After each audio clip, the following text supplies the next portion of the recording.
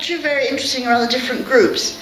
The most popular one amongst all of us that we developed was support for new business startups, setting up a local group of people who've run their own businesses, smaller or larger, to mentor and support in the sort of loneliness of setting up a new business. And I think there were at least 3 entrepreneurs on our first table who scribbled their name down and said they would volunteer to be engaged in that, which was terrific. And I think there's a sense that, you know, it would be a real support to not just young people but redundant people, to set them up in their business, to help them with their businesses. The next one was that we felt that tourism was an underdeveloped aspect of Corsham, certainly, and also the rest of the community area, but particularly in Corsham.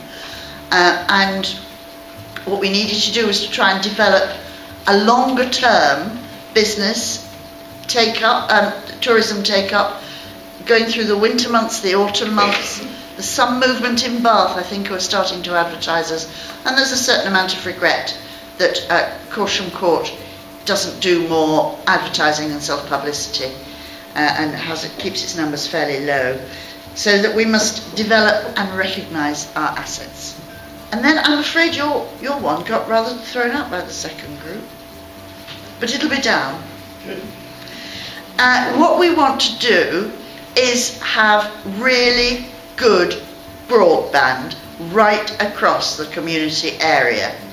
Corsham has got, because of the military, has got the sort of widest broadband in the UK, but the people from Cullen don't have it, the people from Laycock don't have it, people in Box can. No, actually, nor do the people in Corsham have really, really fast broadband, and we want it. All right?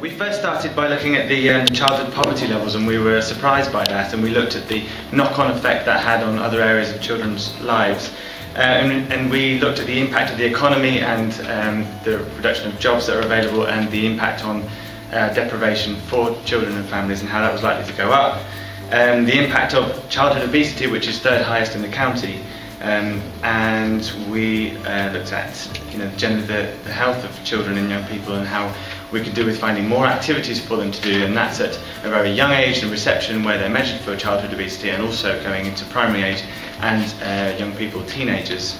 There's a fair amount for children and young people to do at the moment, but we need to find more things for them to do, in particular physical activities. We're pleased that the campus is going to be available and there'll be space in there, and it's felt that the young people want a dedicated space, or certainly somewhere where they can hang out and feel like it's their own space. We moved on to the impact of parents and parenting skills, and the need for parenting workshops and that kind of thing for parents so they can support their children. And also for activities for children and families to do together, be it outdoors, in schools, or in a cafe perhaps, somewhere where they can do things together. And we looked at the impact of transport to activities. Is that a barrier to children taking part in activities? Do we need to think about taking the activities to the children and young people, or that kind of thing? Although if you look at the figures for children in poverty in the community area for Corsham, it's not good, but it's not that bad.